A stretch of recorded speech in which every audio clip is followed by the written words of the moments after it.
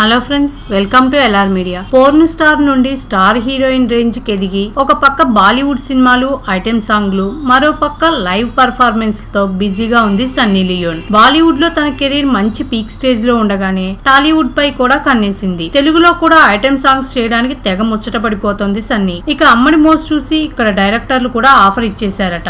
అందులో భాగంగానే బాలకృష్ణ, పూరి జగన్నాథ్ల కాంబినేషన్ లో తెరకెక్కబోవు బాలయ్య 101వ చిత్రంలోను, రాజశేఖర్ హీరోగా వస్తున్న గరుడవేగ చిత్రంలోను సన్నీ ఐటెం సాంగ్స్ చేయబోతోందట.